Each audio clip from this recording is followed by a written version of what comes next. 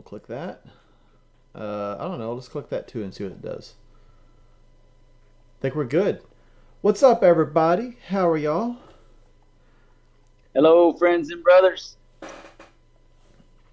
So Oh. funny. The other day, Fluff was doing a live broadcast on his TikTok show, and he pointed the camera at me, and I did my typical deal like that, and he goes, "Oh, you make my life so hard." I said, "Dude, you pointed it at me." I mean, don't point it at Dennis unless you're ready for consequences. That's exactly right, man. Come on. Oh, so how was New Well, Mexico? Let's get that. Let's get man, that out of the way. I want to hear about it. the Grand Lodge of New Mexico, those brothers are so genuine. Now, I say this all the time when I'm talking about Most Worshipful Steve Almager, who is now Most Worshipful Steve Almager, and Past Grand Master uh, Thomas Shank, Hmm. or Tom as we know him. But I say that all the time that they're just so genuine. But really, it's all the brothers. I mean, there's really there was a couple of moments where you're wondering, well, why did you get up and speak? But it wasn't any really ugly moments or anything like that. Not like we've seen in Texas.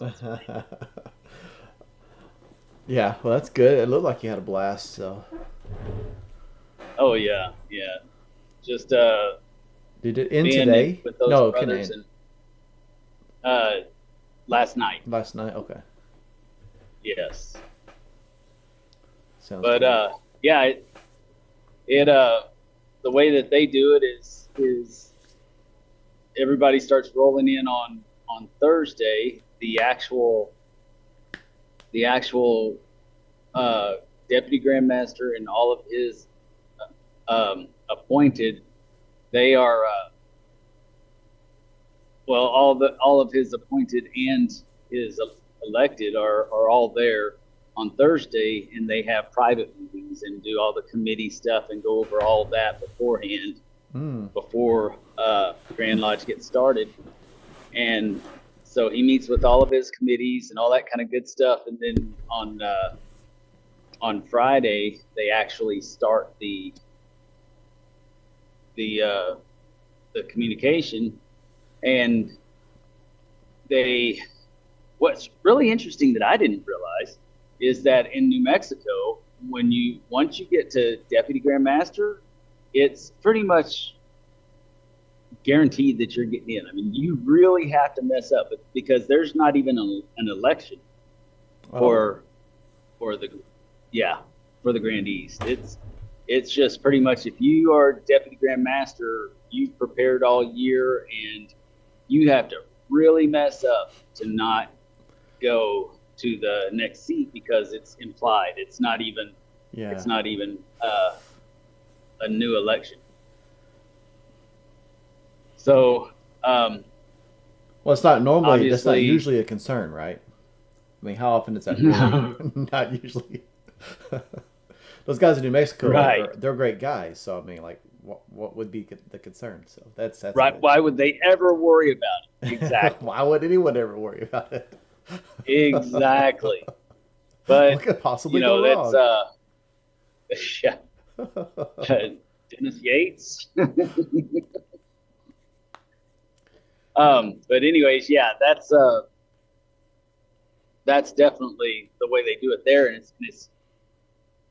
and really, I mean, I don't disagree. I mean, if they will, stop it if it's bad enough, but they typically don't Yeah, need to.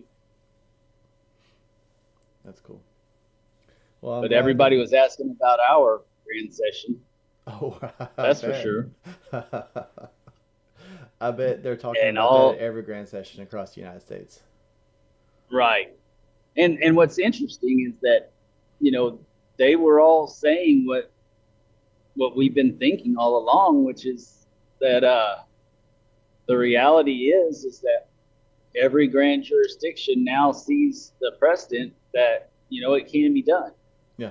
That if they've got problems, they can fix it within their own Grand Lodge. They don't have to live with it and grin and bear it. And I think that was probably one of the most important lessons learned in January, because this is not the first time that you've heard of a Grand Lodge having trouble with their Grand Line. It just happened to be in Texas this time. But this Right. has demonstrated, like, hey, if you're having trouble at in your jurisdiction, your Grand West needs to take control. And if your Grand Lodge is set up in a way where that can't happen, then you need to demand that be changed. You have to demand that change. I think Right. Roberto was talking about some jurisdiction where there's no nominations from the floor or something. Do you remember what I'm talking about? The unspoken law or whatever that's supposed to be read. Right. Right. If that's a problem There's at a your few jurisdiction, jurisdictions that are that way. well, I mean, yeah, I can imagine. And if that's the problem, like if it's working fine for your jurisdiction, great. But if it's a problem, then it's time to step up, man. Right. Yeah. But all you can do is do it with the law. You got to change the law to be able to change those things within the procedures. None of us.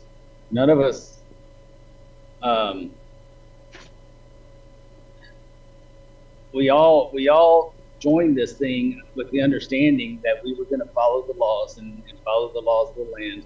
Not only the laws of the land, but the laws of our Grand Lodge, the Constitution. And so, you don't go in and do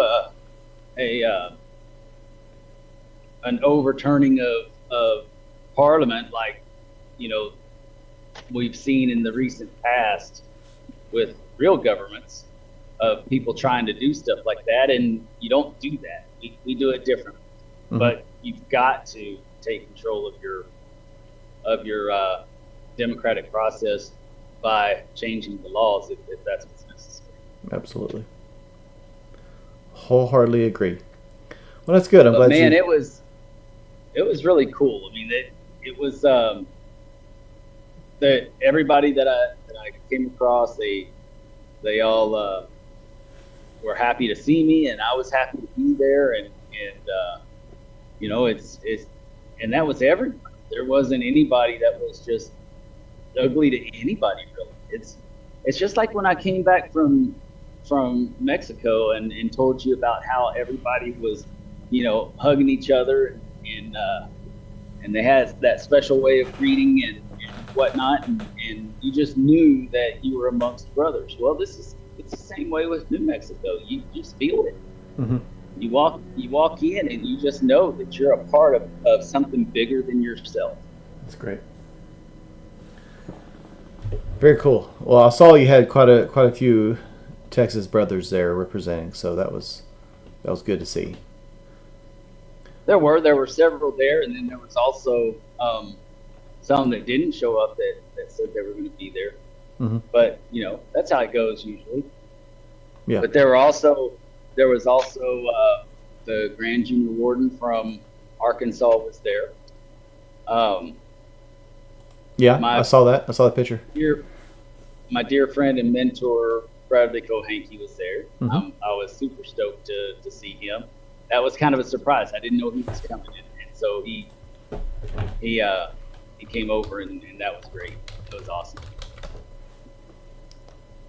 Awesome, man. Well, I'm very excited that you got to go. That looked like it was a blast. And have you been to another Grand Lodge before that one? That was outside of Texas?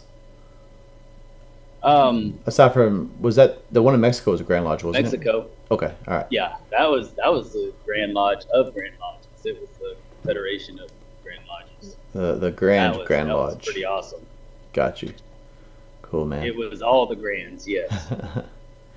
Well, I had something that I wanted to talk about this evening, unless there's something else on your mind. And if depending on, I have something else, unless someone else has something after that. This is just happy St. Patrick's Day. Yes, happy St. Patrick's Day, everybody. Yes, I totally forgot about that. It's weird it being on a Sunday. I haven't really been observing St. Patrick's Day today. This was on Texas Freemasons. It was Adamson. He shared this, and I thought it was interesting. So it was a post he shared, and you probably haven't saw this, Dennis, because you've been so busy this weekend. But so it says advice for a Masonic, and I'll just read the whole thing, and then we'll just kind of talk about it. Advice for a Okay. Masonic applicant: if you're going to join, go all the way. Otherwise, don't even start. If you're going to try, go all the way. There is no other feeling like that. You will be alone with the gods, and the nights will flame with fire. Do it, do it, do it. All the way, all the way. You'll ride life straight to perfect laughter. That is the only good fight there is. And that's a quote. But underneath it says, almost every old Mason, old, because that's relative, right? Is at some point asked for advice from a Masonic applicant. For years, the standard advice was attend your lodge as much as possible and visit other lodges as much as possible. It's good advice, but not very poetic. In the process of YouTube scrolling, the author of this came across the Charles Bukowski poem Roll the Dice, which is what that quote was from. Masonic lodges or bodies too often allow its membership to be halfway Masons, meaning membership is allowed to be halfway in its Masonic commitments. If you're going to join something, join something. Go all the way, give it your all, everything you have. Otherwise, why start? Why apply? A Masonic career, when done well and when done right, requires, as all great things do, sacrifice. Sacrifice of time, sacrifice of energy, it says sacrifice of friends and family. Might word that differently, but there are compensations. Compensations of new friends and new experiences. Compensation of new or redeveloped skills and personal growth. Most importantly, compensations of the opportunity to make the world and your community better. It's a fight, but it's a good fight. It's the only good fight. Thus, this author's new advice for a Masonic applicant or anyone thinking of joining Freemasonry: if you're going to join, go all the way. Otherwise, don't even start. And so that's Wow. yeah. I read that earlier today. It's like, damn, that I like that. So I was just curious Right. what yours and everyone else's thoughts were on that. Well, I want to address what you were concerned about, which is the friends and family part, which is in all reality, sometimes you're going to lose friends and family members when you join an organization like Mason, Hmm. and that's because they don't want to understand. They don't understand. They don't want to understand, and so you just have to cut ties. It would be the Hmm. same thing as if you were joining a church or something, and your parents were Catholic, and you wanted to be Jewish or something. I mean, they're they could ultimately give you an ultimatum, and you might have to call them on it and say, well, maybe now it's not the time for us to be so close as a family unit, Hmm. because there comes a time when we have to think for ourselves and we have to make decisions based on what we believe is right for us, because it's our life. It's not our parents' life. It's not our brother's life, our sister's life. It's ours. Yeah. And at the end of the day, it's going to be us and our maker. And that's something I was kind of thinking as I was finishing up, because they were talking about making the new friends and everything. And I was like, I haven't personally really experienced it. I mean, I have somewhat, but it hasn't been like any like friends or family that were close that really mattered, right? But it Right. does happen. Some people, when they find out you're a Mason, of course, they think they know better, and you're wrong, and it's evil or Oh yeah, you're witchcraft or just not high whatever. enough. Yeah, or you're just not high enough up, and frankly, I mean, if you lose that as a friend, or that family member doesn't want to talk to you at their family reunions anymore, is that really a huge loss? I mean, if they're the kind of person that believes that kind of stuff, I mean, Right. it's kind of rough. I mean, sometimes it can be someone that's really close to you, and it might be difficult. So I can understand that, but I mean, 90% of those people, they're probably are they gonna crowd at your funeral anyway? Probably not. So, but Right. I've made more friends in Freemasonry. A lot of them are closer than family at this point, and so Right.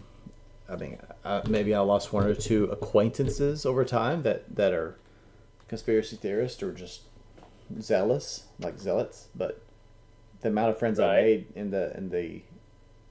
the on the other side, I mean, it far outweighs that. Right. Yes.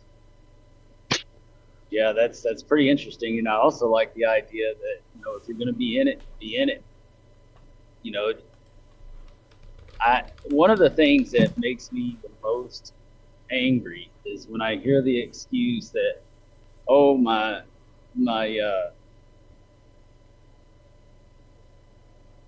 my family comes first, or my church comes first, or this, that, and the other. In reality, if you organize you set your time properly, then it shouldn't be an issue. When we do this, it says not to, um, basically not to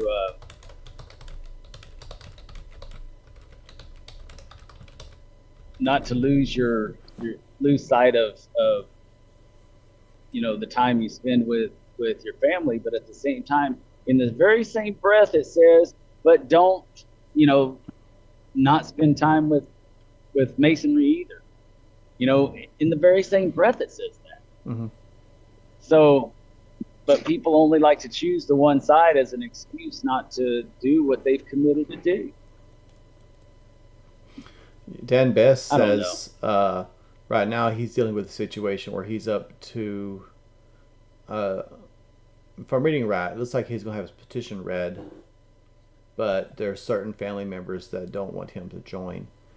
And here's the question that I would ask: is this person going to come to and cry at my funeral? And if the answer is no, you're stressing about it more than you probably should. I mean, if they're close family and they're like they're there for you and you talk to them regularly, and that's no one can make that decision for you, right? But back to the spirit of the article. I mean, if you're going to join, go all in. And if you're in a position where you don't know that you can go all in, like you have some family that might hold you back and maybe keep you from going to certain meetings and things like that. Maybe try to discourage you from being 100% in it. What are you going to get out of it, right? It's the Well, same thing with anything. If you're going to go to college, go to college. I mean, that's your focus. You go all in on college until you accomplish your goal, right, right? right, It's the same thing with yes, anything in life. Like if you're going to do it, that's your focus. That's what you're doing, right? If you want to be a Freemason, then you got to be able to resolve, like, I'm going to go all in. I'm going to learn the work. I'm going to attend the meetings. I'm going to travel. I'm going to go to as many education events as I can, and have everything it has to offer. Otherwise, kind of doing it halfway. Sorry, Dennis, I didn't mean to cut you off. right. No, that's okay. That's okay. Well, I'll use the Bible against people if they you know if they want reference in from another source. There comes a time when you leave your mother and father, and you have your own family. Specifically, you Mm-hmm. leave your mother and your father. That's that's uh that's part of the same thing. With the associations that you make as you become an adult. You make adult decisions, and you make them for yourself. You make them for what's best for you. Mm-hmm. When when I got married, I didn't ask my dad what he thought. It didn't matter to me what my dad thought. It wasn't my dad's decision. He wasn't going to be living my life in my skin and bones every day with my wife. Mm-hmm. So, he wasn't going to have my kids. He wasn't going to have that life. That he has his life. But, there comes a time when we have to grow up and make decisions for ourselves that we think is best for ourselves. I agree. And if they can't accept that, then that's on them. What about you, inner circle guys? You have any thoughts on this? Well, I'm sitting here listening to what y'all are saying, and I agree. But I think on the flip side of that is we need to try to, as much as we can, possibly involve our families that don't understand it. I know my wife, when I first became an EA, was had no clue whatsoever, and now every Wednesday after we have floor school, she and my kids come and eat supper with us. Mm-hmm. And she's Right. met everybody. I mean, Yes. we went and we went to a the Shiner today to end our spring break because my wife decided that's where she wanted to go. So and we met with a couple brothers and went to go up there and had a great old time. So I think the other flip Nice. side of that is family members who don't really understand it. If we can get them involved to an extent that we can to let them understand Right. it. I mean, my dad still asks me every day if the G in Masonry stands for Goliad. So I had to tell him no, it's not what it means. Um, but my family, when tradition prevailing, my family's coming when I move to the east. So I mean, I'm excited for that, and they're excited to come. So Mm-hmm. I think part of Very the nice. problem with friends and family not understanding is us to an extent not explaining to them really what Freemasonry is and what's involved in it. And until we get them, involved and they see what we're doing, they're going to be confused about it completely. But I Mm-hmm. think part of that falls on us to bring them in and and show them, hey, look, this is what we're doing. This is what Right. Freemasonry is, Yeah. and part of that falls to us. I mean, you're going to have some of those that are just, Dennis, you made the example earlier about going from Catholic to Jewish. I was raised Catholic, and we all know how Catholic people feel about Masonry right now. But that's not going Right. to deter me from talking to any of my family members about it. And most of my family members that are still Catholic are like, fine, whatever. So, like I said, it falls back to us to an extent to be able to explain that to them in a way they can understand, and us being able to articulate what Freemasonry really is, and not the what you read on the internet and Illuminati and all that kind of junk. That's a good point. Right. There is a certain effort that we have to take as well. And like you and your wife, my wife is with me right now, so is my daughter. And I always want them to go whenever I go. If they can't or don't want to, I get I understand. But when I go to do these things, I want them to go too. I want them to be a part. Mm-hmm. And it is, this past Grand Lodge, Josh, your wife went along, and our the master of our lodge's wife went along, as well as the junior warden's wife, or actually girlfriend, and everybody had a great time. And if we can incorporate that in what we're doing, then that's awesome. That's the trifecta there, right? Yeah. And I think you hit on a really good point, Josh. Get them involved as much as they're willing, right? And if they're because we at our core historically Freemason we've always been about educating and dispelling ignorance, right? And if someone will allow us to educate them and dispel these misconceptions, I think we should be willing to do it. But there's also that point where they just know better and they won't listen.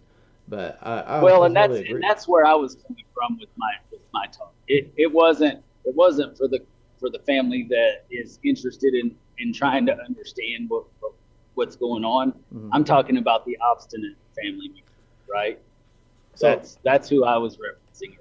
just as a side note, so in education, it's good to have different approaches to reach people, right? Sometimes with some people you could be very succinct and they understand exactly what you're saying, and sometimes you need to be more elaborate. And it's not that they're slower or anything. People just learn differently, and so yeah, me and Dennis are hitting on the same thing. It's just I'm being like succinct and he's being elaborate, and that's just how he and I, that's how you and I work together. I'm like very like this, and Dennis is like, well, let's unpack this, and I think that's what makes us so effective at getting points across, is that we have different styles when we're doing this online. So yeah, wholeheartedly. I mean, we're echoing each other. We're just approaching it differently. But yeah, I agree wholeheartedly with everything you're saying and everything Josh has said. Yes, absolutely. I do too. I agree with that. Any other thoughts from anybody? I've got a couple. Can you guys hear me? Yes, sir. Okay, so I had kind of a question as far as what does he mean by go all in or do it all the way? Um, for me, that would mean just being completely involved in any kind of events that we have at the lodge, be it showing up to the meetings, participating in the discussions. Is that all the way? I know there's a lot more in Masonry I could be doing, but I'm just really focused on Blue Lodge only right now, just because I'm still so new and there's so much that I'm absorbing right now. But I feel like I'm doing it all the way. But I guess that could really be defined in a lot of different ways as doing it all the way, like going to every appendant body and join everything you can. Or, I mean, what? I think I like what you're doing, and that is you're all in with what you're doing. Mhm. You're not spreading yourself thin.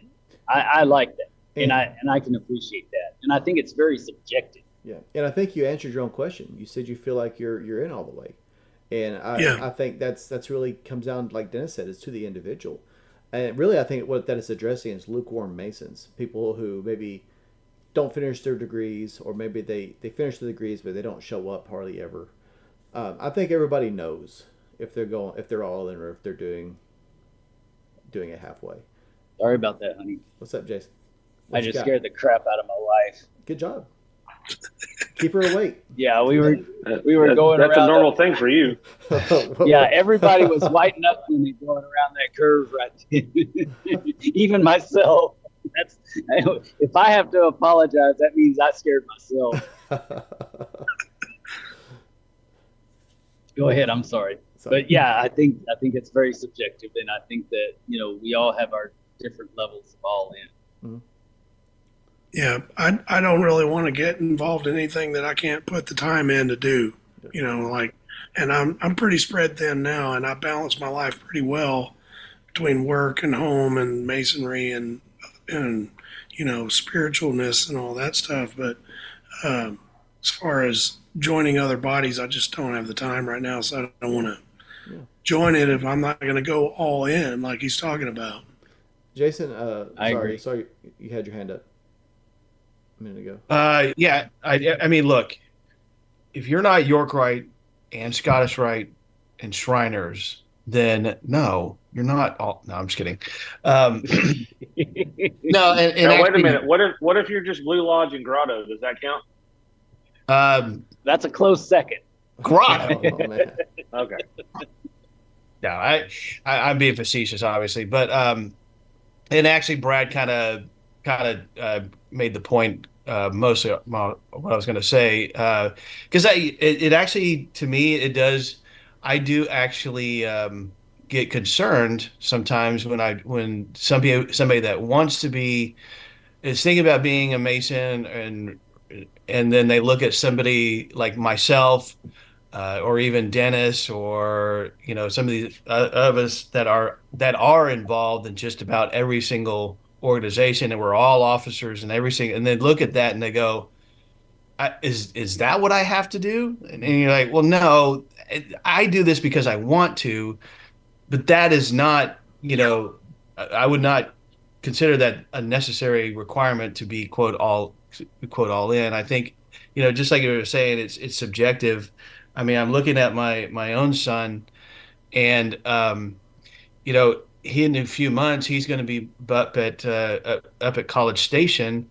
He hopefully, if everything goes well, he'll be a Master Mason. But obviously, he's not going to be able to attend lodge on a monthly basis. He'll do what he can. So for him, yeah, his all in is probably when he comes down to visit, he goes to lodge with me.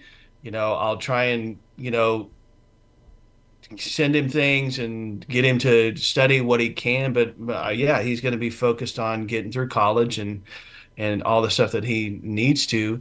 But I have told him, I said, look, if I wish when I was his age, I had joined, because I think if he will take the lessons, even if it's just through the first degrees, if he will take those lessons alone, his life will be much better in the long run, and not just throw yourself out there at 18 and then just try and figure it out. There's a lot of life lessons that can be learned in those first 3 degrees. Um, so I think like, just to Brad's point, it is subjective. It's we talk about it within your length of your cable toe and all this kind of stuff, but you do know those that they make excuses and say, well, I have this and I have that. And you're like, you know what? You could be doing more, but you just don't make this a priority. And I think that's probably where you would say, you know what? You're not really that serious about it. Yeah. So don't ask to be in that leadership role because you obviously don't feel like it's important enough of your time to take on that role. And don't worry, Jason. I will definitely get your son to demit from Victory or Guadalupe. Where was it? Victory or Guadalupe? Guadalupe. I'll definitely get him to demit from there and join Anson Jones or San Marcos. I think that he would enjoy both of those a lot. He doesn't have to demit. We're allowed to be plural member. Well, we don't want to overwhelm him, right? We just want him to be balanced and.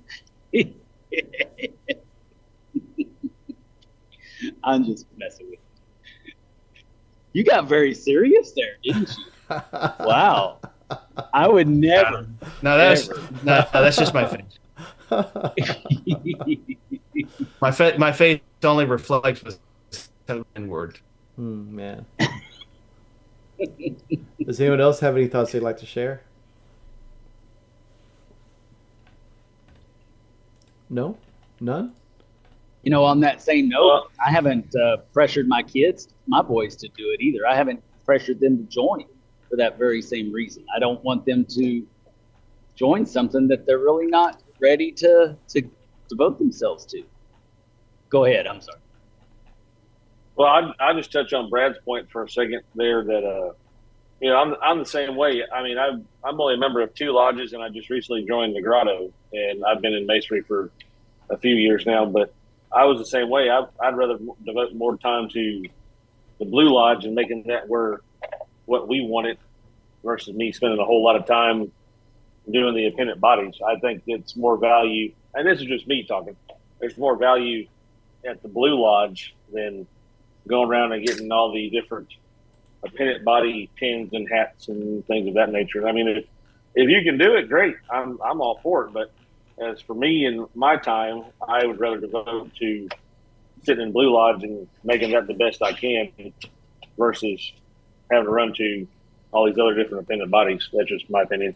And then as far as, my son is also an EA. If I can ever kick him in the rear to get his work turned in, he'd be a fellow craft eventually. But, he was one that really wanted to join as soon as he turned 18, and he joined, and he enjoys it because he's up in the Houston area, so he gets to visit a whole bunch of different lodges. He gets to visit more lodges than I do because of where he's at, but he's enjoying Masonry up there.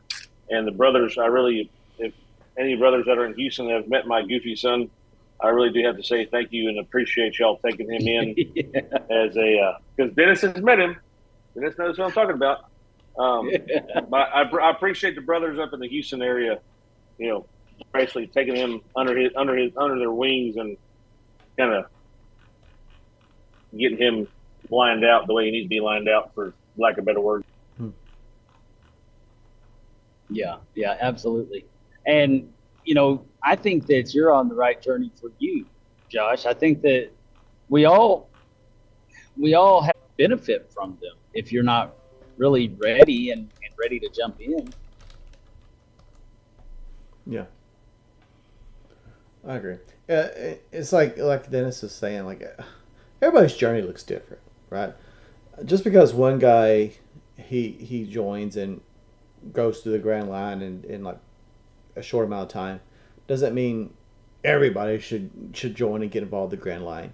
Likewise, just because one guy gets most of his value from Scottish Rite, or another guy gets most of his value from York Rite, or this guy joins everything, that I think not just in Freemasonry but in life we get caught in this trap of comparing ourselves to everyone else, right? If and I think, but Brad hit it head on. If you feel like you're giving it all, your all, like if you're all in your Freemasonry and that's how you feel, then that's good. That's good, and I think that's just what I'm saying. I think anyone that's not all in knows, if that makes sense. And I think everyone knows that they could be doing more, and it's not. And if you're involved 100% in your Blue Lodge and you're happy with that and you're not interested in the appendant bodies at this time, but you feel like you're doing good things at your Blue Lodge and you're happy and you feel like you're all in, great. That's exactly what that's addressing. That's exactly what you should be doing. But on the other hand, if you have someone, they're all in and they're doing degrees for Scottish Rite and they feel like that they're doing 100%, they're all in, or they're Freemasonry that way, great, man. You do you. But Yeah, I think Goliad. Go ahead. Sorry. no, I was just going to reiterate. But there's for every Mason that's in there, that's all in. 3, 4, 5 members that are not, if that makes sense. And that's Right. and I don't think you're going to be seeing any of those people here in the chat or here in the inner circle, but they're there. They're there. And that's probably the majority of the Texas Masons that are just not all in. And that's who it's directing towards. Well, not just Texas Masons, but Masons across the country. Sorry, Dennis. Well, I was going to say, Goliad really needs Josh to be present. It does. I mean, Mhm. that's he's senior warden. He's got some boots to fill, and he's doing a great job. And Goliad needs him to be there. Mhm. If I thought that Goliad needed me to be there to be successful, then I would be there. But I don't think that they need me there necessarily for their success. Now, do I like to go and hang out with my brothers? When I can, I absolutely love to. But I also, attend Blue Lodges in other areas as well, because I do think that they kind of need my help right now. Mhm. And then there will come a time when they won't need my help, and then I'll have more time for something else. So I think that we have to appreciate the decisions that our brothers make if they're giving to this portion or this portion or what have you. We have to appreciate that if they're filling that void that body or Blue Lodge needs, that's great. Mhm. That is all in. Just because it's not at our particular lodge doesn't mean that they're not all in somewhere. Yeah. And we have to always keep that in mind, because I've definitely been guilted in the past over stuff like that, and it's just like, dude, who are you to tell me what my masonry should be? Yeah, exactly. Yeah, and to your point, we're talking about generic like organizations, but if you are working on a certificate or you just enjoy doing degrees and that's your jam, so you go around doing degrees and you're perfectly content and feel like you're getting as much out of your masonry as you're putting into it, do that, man. Go for it. If you're going around giving presentations, do that. If you have a podcast and you're getting a lot out of that and you feel like you're giving back to Freemasonry, do that. And exactly like Dennis is saying, everyone's journey is different. Don't let anyone tell you what it should look like. Yeah. But to Jason's point, I'd also like to reiterate to Jason's point that there's some guys that they're acting like they're all in, but they're really not. They're just putting their toe in the water and wanting and telling you that they're all in, and when they're really not. They're just they just got their toe in the water and that's all they want to be in, Yeah. you know. But they know they're Don't not. tell me that. Yeah, don't tell me that you want to be a leader of this body or whatever, and yet you still think that you should only show up when it's convenient to you. Mm-hmm. When you're a leader, you have to show up even when it's not convenient. Exactly. That's the job. Exactly. What's up, Trenton? Hey, brother. Good on, brothers. How are you? Good. So unless I'm mistaken, Wonderful. it looks like Jason's reading a book, so he's probably gonna throw some quote at us or something here in a minute. Oh, he's on his phone. Okay. I thought he was doing some scholarly, but I guess not. He's texting his son saying, "Do not demit when Dennis says so." Stay away from Dennis. Yes. I I think- tolerate him. You do not have to. Go ahead. I'm sorry. I think what you were saying, Dennis, about saying don't tell me how to do my masonry kind of thing. I think that kind of goes both ways as well. Because if somebody wants to halfway do it, I can't just tell them. I mean, I could try to mention it and spur them on to, hey, could you help do these things? But I can't tell him how to do his masonry either if he's just halfway doing it kind of thing either. Right. But don't complain if you don't get the positions that you want and the Right. medals and the honors and all that. Mhm. You know, that's what I'm saying. You know, I'm not going to tell anybody if they want just their toe in. That's fine. If that's all you want, that's fine. Just don't tell me that you want, big responsibilities if you're not willing to put in the work that it takes to fill those shoes. So Right. I'll tell y'all where my opinion on all this ultimately, like how this falls into my big picture, and it's kind of a hard-nosed approach, and it's not really the approach that I take, but I think it's something that is worth evaluating. This falls back to something we always talk about, and that is the West Gate and the process involved with going from Mister to Mason, right? That coming to the door, knocking, get a petition, the entire process. I feel like we give people, and just hear me out. Let me get it all out because it's going to sound way harsh, but I feel like we give people like this pass because when they're an EA and they're getting their degrees, I'm not going to quote it verbatim, but we basically say, hey, man, like this is important, but these other things are important too. And I'm not saying they're not, but then we kind of give everybody just this blanket pass where we like. So where I'm going with this is if someone's petitioning, they want to join. I think ideally we need to tell them, look, if you're joining, that's because we need someone that's going to be a Mason. We don't need members, we need Masons. And that means like when we're having our meetings, when we're doing official things, we need people that are going to be here. And if you can't do that, you're not going to get anything out. You're not going to get any value out of the fraternity, and the fraternity's not going to get any value out of you.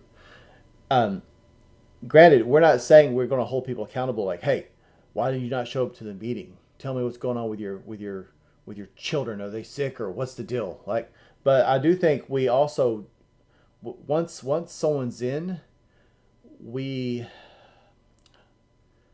kind of, I don't know.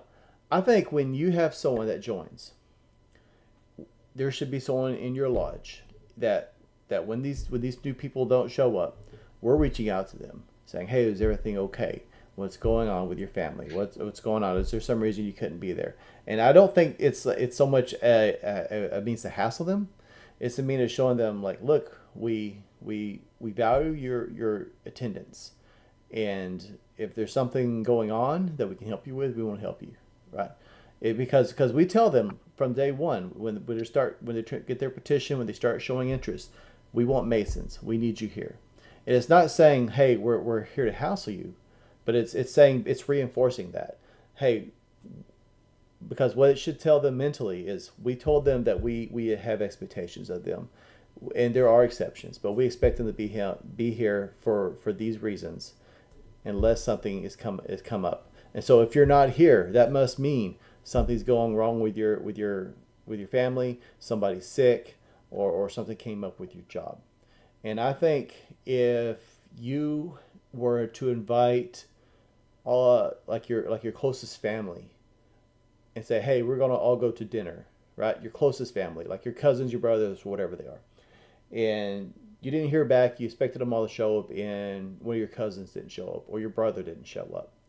You'd probably reach out to them after the dinner and say, hey man, is everything good? I just want to check up because I thought you were gonna be here at the dinner. When we let someone into the fraternity, we call them brother. They're family. There's a reason we say brother. It has a meaning, and that is to imply how close we are to be with these people. And so if you're letting them into your group, you're letting them into your Masonic family. They should be family. And if you're expecting them to show up and they're not there, you should reach out to them like they are family, and find out why they couldn't be there. I'll stop there. Right. Yeah. Well, to be honest with you, that's why I like the invitation only bodies more than anything else, because there's a certain expectation there. And if I'm not going to be at one of those bodies, I reach out and tell them, I'm sorry, I'm not going to be there.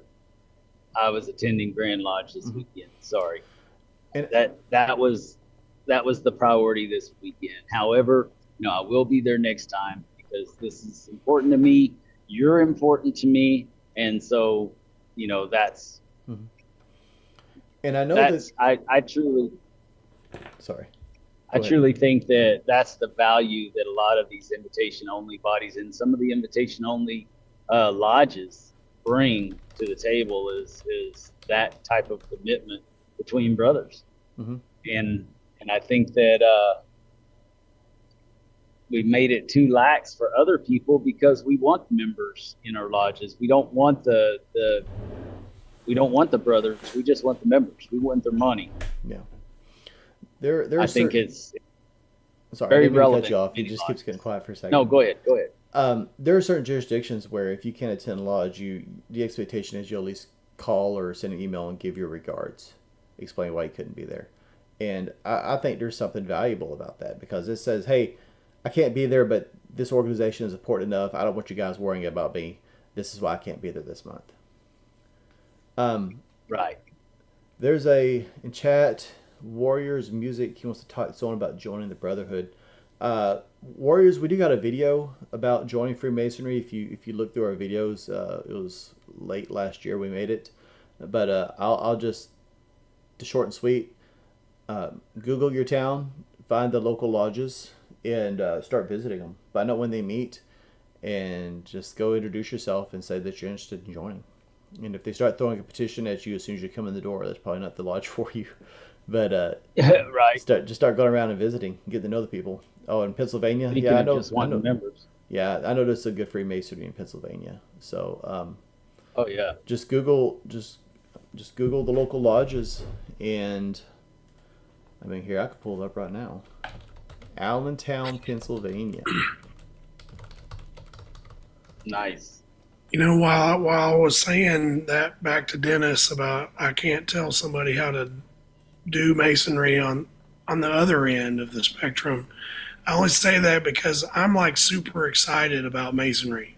Like I'm 2 years in, and right. it's exciting to me. It's still like drinking from a fire hose. And I didn't understand why some brothers weren't as excited as I am about it.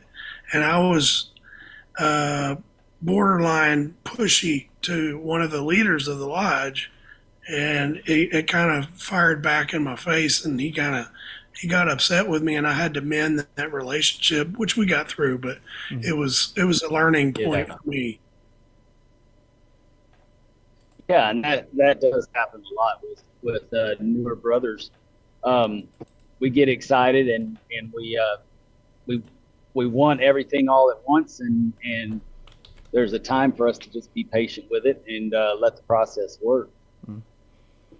And a lot of times we come in as brand new brothers thinking that we know everything that should be happening at that lodge and this and that, and giving all the best advice for an issue that they don't even have. Yeah.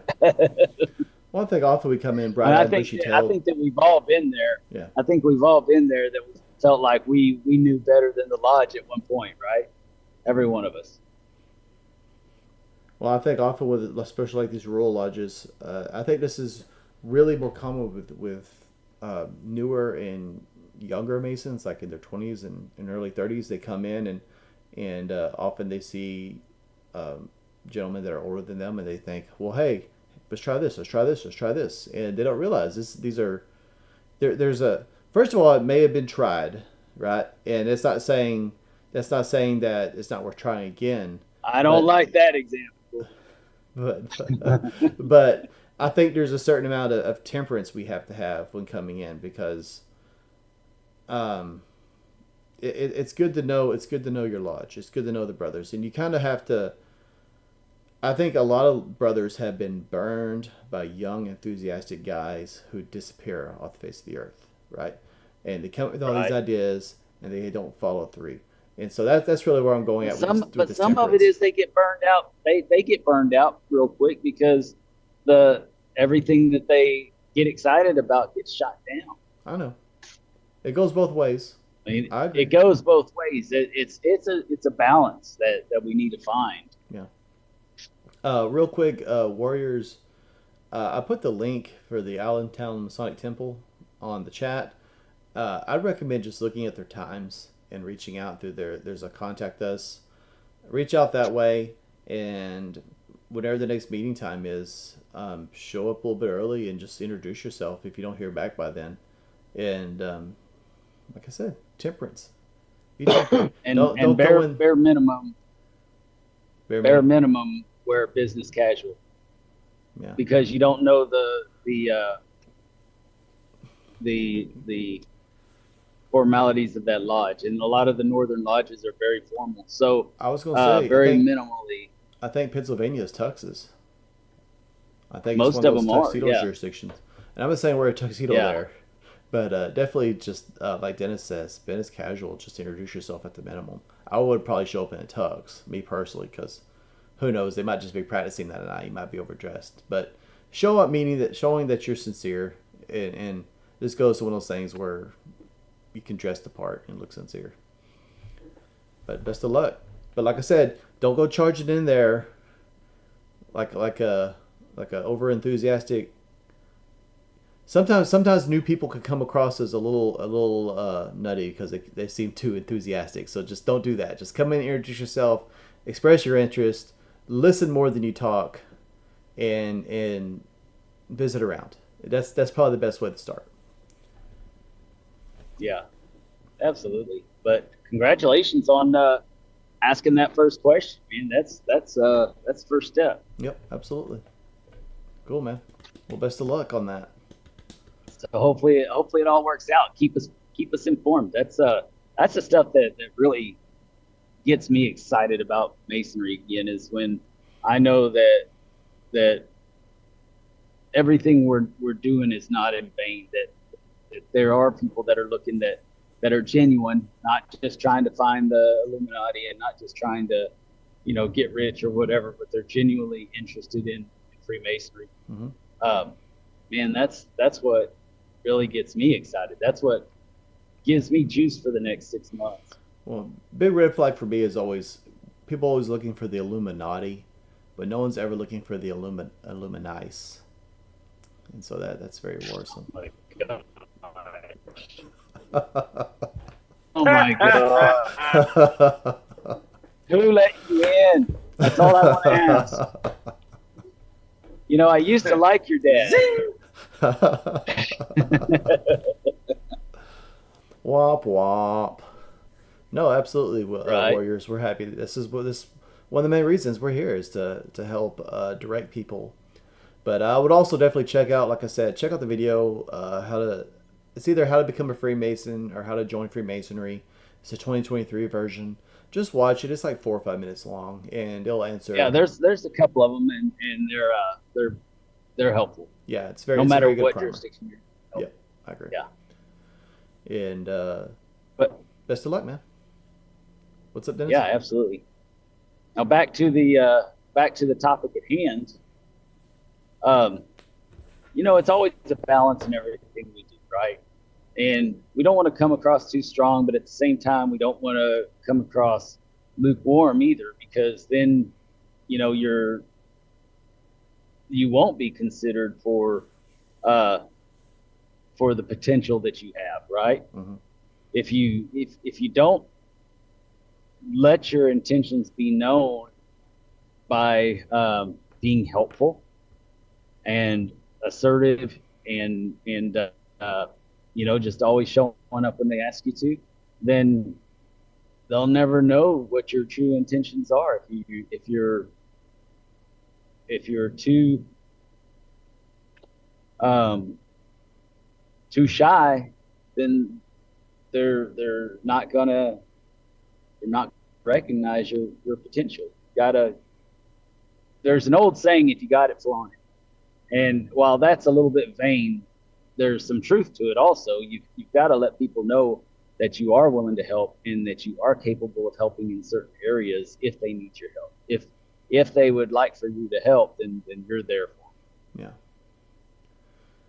You don't give them a resume, but you just show up. Show up and make yourself useful. Yep. Because frankly, and this is not just directed at, but just in general, if you're not helpful enough to take the guy's plates next to you and go clean those off, then you're probably not ready for bigger things. So start with the small things, right, and help yourself out however you can, or help other people out however you can, and prove that you can handle the little things, and people will start giving you big things. But they'll just show up and start. And I guess that's really going back to what we were talking about with the new guys too. Show that you can follow through with the little things. Show that you can help with the little things, and then people will start giving you bigger things. But don't just show up and start demanding big things. Oh, Daniel Dutton, yeah. I thought you would appreciate the dad joke if anyone else. Oh my goodness. There's always that one that appreciates you, Justin. Well, let's But yeah. Let's start wrapping it up with final thoughts, and because we have to do like a quick discussion afterwards, so I want to be sure we have time for that too, because spring break's over. Okay. But anyone have any final thoughts you want to share or anything like that? Yeah, all you brothers go first. Well, I don't know if it's a thought, but I just want to remind everybody that this coming weekend, the 23rd, Goliad will have the Phantom Memorial Remembrance. Grand Lodge is coming down. We'll open a representation of Grand Lodge in the morning, and we'll do leaf laying and all wreath laying. I'll get it out in a second. We'll do that Saturday morning as well. And I hear, pray tell, that a good brother of ours, who may be or may not be the worshipful master, is making some enchiladas, homemade, that will be served for lunch that afternoon. So sold. If you guys could come, be greatly appreciated. I think we're going to start at Lodge about 8 o'clock, 8:30, somewhere in there. And then we'll move to Phantom Memorial after that, and then come back and close down Grand Lodge representation, and then have lunch. So, and then I'm sure all of the brothers in Goliad will be hanging out. So, but if y'all can make it, it'd be greatly appreciated.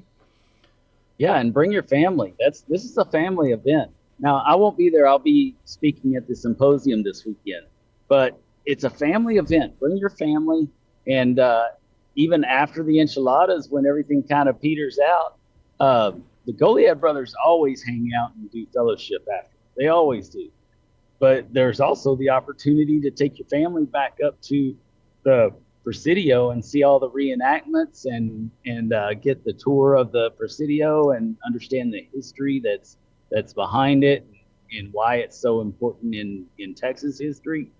I can't say enough good things about this weekend for Goliad. It really is one of the most important weekends in South Texas, for sure.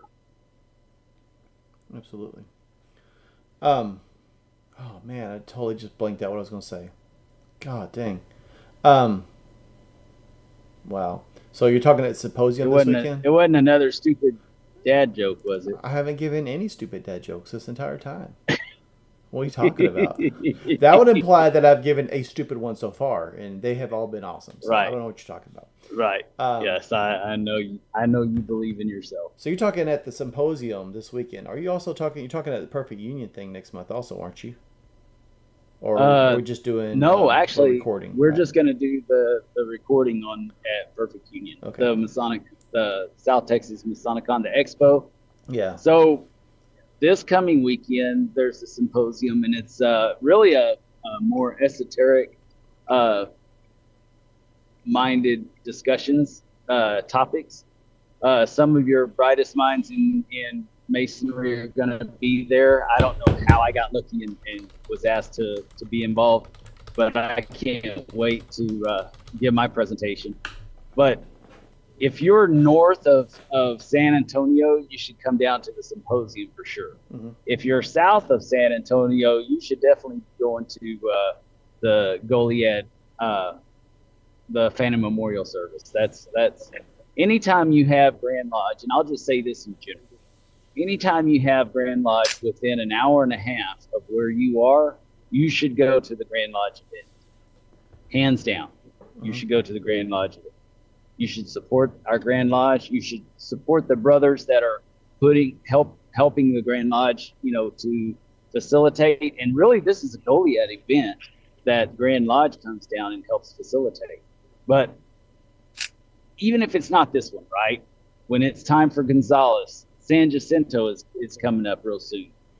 All these different events, if it's within an hour and a half of where you are, then you need to show up for that. Yeah, absolutely. But I'd say if you're in Austin or in between Austin and San Antonio, you should be at the symposium. I think that you'll find a lot of value in it, and I think that many of the brothers between that range would really, really enjoy it. I think that it's right up your alley. I just feel like there are so All the many brothers that I know. and this is a good problem to have, but they're so close geographically and kind of in the same time frame. I keep getting them transposed, but that's a good problem to have because I remember when we didn't have anything anywhere in Texas. Oh yeah. So it's good to see these things growing. I'll just share. And when you had only 8 people show up at a major event, that was not so great.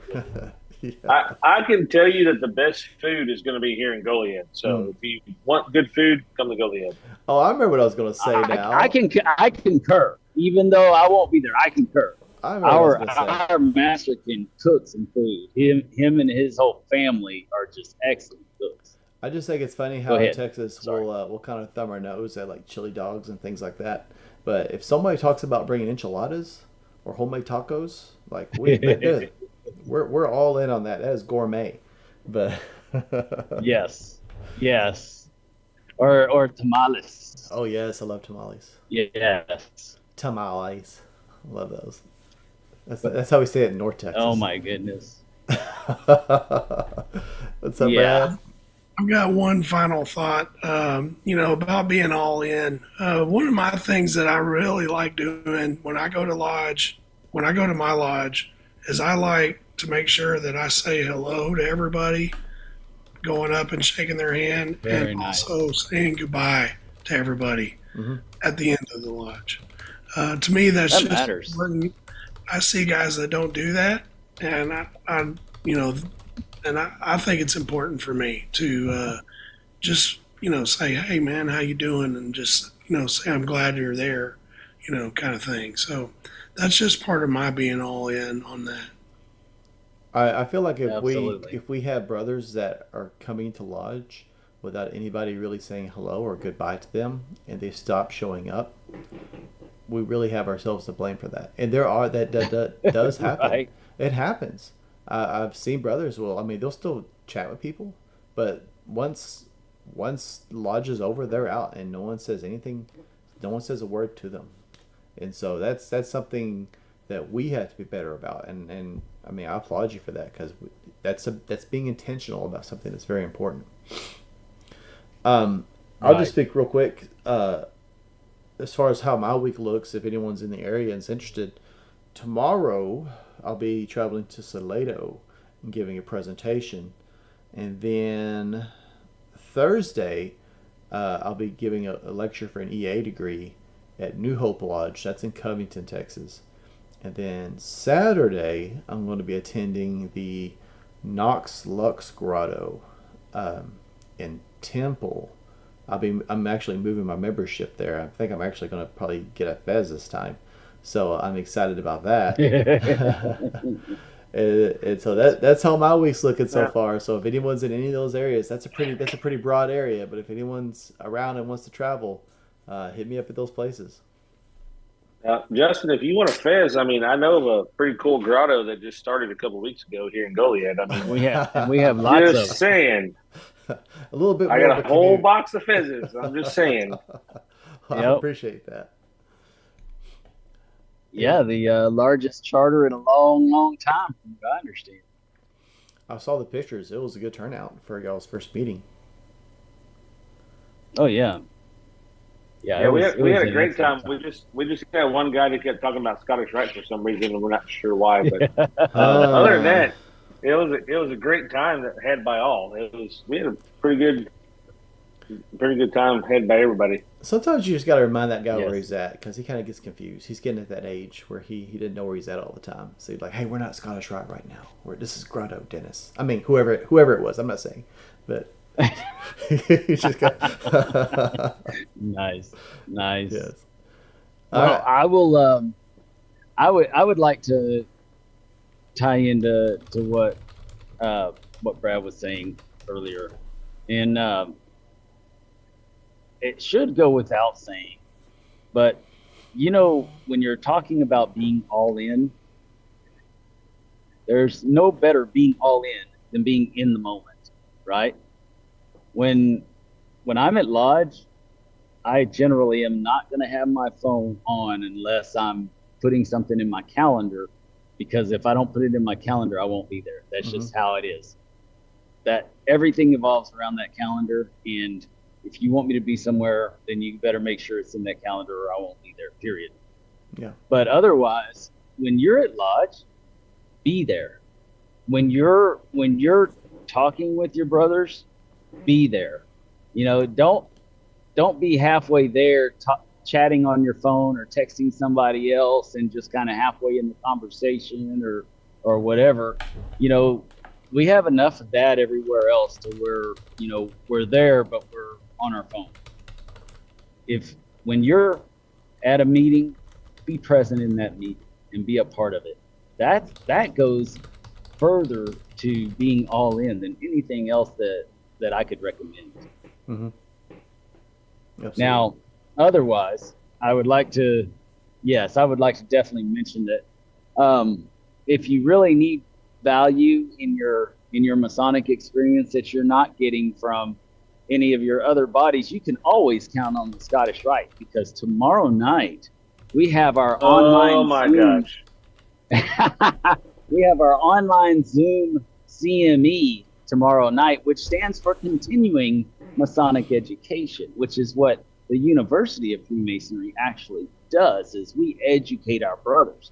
So the online Zoom presentation is more of a book club, and we are going through the different chapters of Manly P. Hall's Secret Teachings of All Ages. And it's okay if you didn't read it. Show up, because go ahead. How long have y'all been on that? Because that seems like you're getting a lot of bang for your buck out of that book. Well, yeah, we do one chapter a month, period. We don't do half a book in one meeting. We do one chapter every month, and we have anywhere from 15 to 30 participants at any given CME night. So you're going to hear a lot of different thoughts and ideas on the content that you're going through. Mm-hmm. And because it's more of a book club than a Scottish Rite thing per se, we open it up to all Master Masons. So if any of y'all want to be a part of it. You can prove that you're a Master Mason to me. If you're not, somebody I know directly, then I'll ask you some questions and I'll expect to see your cards and stuff like that. Mm-hmm. But if you can prove to me you're a Master Mason, then I can get you on that email list so that you'll get an invitation to the Zoom, because it's open to any brother. It's not just the people within our valley. We open it up to any brother, any Master Mason that wants to be further educated. And I would say, like, if you're in a lodge or organization and you want to start a book club and you don't know where to start, what they're doing right there, I mean, this is the book right here. And each chapter, depending on the chapter, some are like 5 pages, some are 20 pages. But there are so many flipping topics in here. I mean, it's all pretty esoteric. So if someone's not interested in like ancient aliens, or they don't watch things like that, or interested in like Atlantis and stuff, then they might not enjoy it. But for the brothers that are into that kind of thing, or just want to like just explore it, I mean, it's probably like, I think I maybe paid $30 for the book, maybe a little more than that. It's not expensive as far as books go. Right. But what's the name of the book? Secret Teachings of All Ages by Manly P. Hall. And Dennis's group, I think I got it. It's been like a year, hasn't it? It's close to it. Yeah. We're on chapter. Jason, is it 17 or 18? Something like that, yeah. I mean, I think we're only about a quarter of the way through the whole book. Yeah. Yeah, right. Yeah, but it's awesome because it's all Roman numerals, so I can't tell you how many chapters, but there's a lot of chapters. That's funny. But it's one of those things that if you can't be there 1 month, you're not going to get lost, because each month is a topic of discussion, right? So it's not like you have to be a part of the previous discussions to be able to understand where you're at in this. Even though it does help with some of the stuff because it rolls into each other, but not everything. It's that's the way we do our in-person CME as well, which will be coming up on the last Thursday of the month.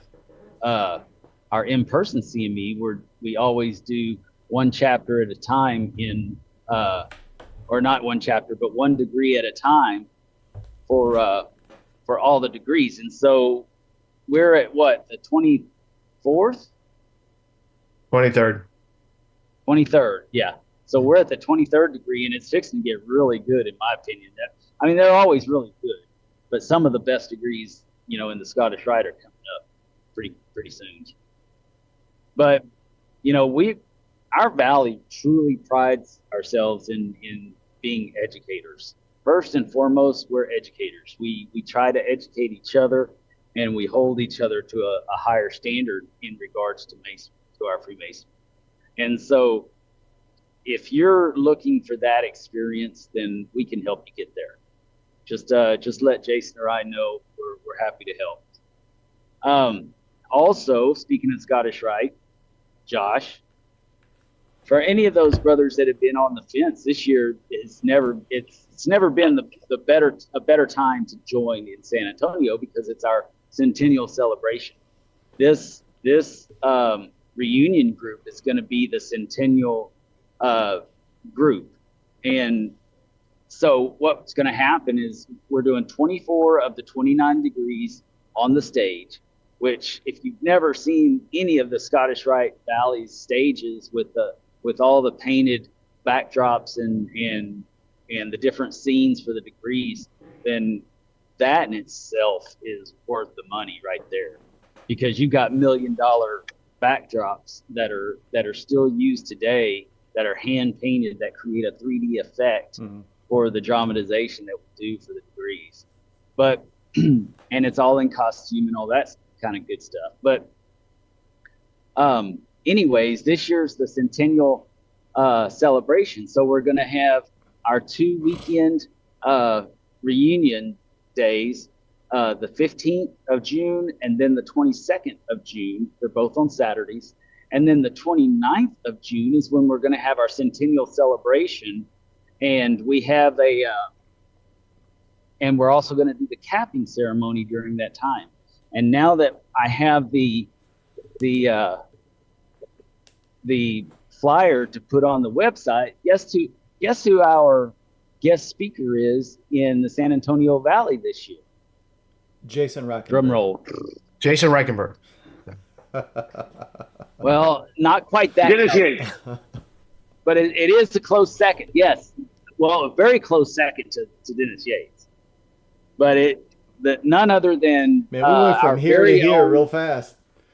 Yeah, not only our very own, it's our very own member of our valley and from the valley in South Texas, Arturo de Hoyos, the Grand Archivist for the Southern Jurisdiction, Supreme Council, Southern Jurisdiction of the Scottish Rite. So we have an extremely special event happening this year, and if you were ever on the fence on joining the Scottish Rite, this really is the time to do it. This is going to be a special time for all. You'll be a part of the centennial celebration. You'll be a part of the centennial reunion, and this is our 100th anniversary of our cathedral in San Antonio. Nice, very cool. All right. Speaking of Scottish Rite, Josh. Let's get back to those final thoughts. Anyone else have anything? I know Dennis has something. Yes, but I'll give them all opportunity. We veered off the course, but I'm here to direct us back. So does anyone else have final thoughts? Okay, Dennis, we show the spotlight is yours. I do have some real final thoughts here. We talk about we've talked tonight about being all in Freemasonry. Well, it's not just about being all in somebody else's eyes. Be all in your own eyes. If you're not getting what you thought you were going to get out of Freemasonry, maybe it's not just up to everybody else to give you that experience. Maybe it's time for you to go all in on your own and make that experience the experience that you were hoping to have. Because sometimes it takes initiation of our own selves to find those opportunities that will bring the light, if that makes sense. It does. I wrote a paper last year, and think of it as a wall of light, right?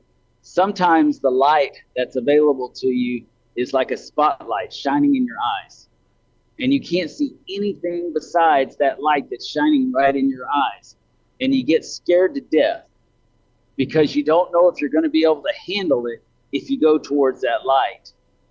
But the reality is that all the things that you've been looking for are just right on the other side of that wall of light.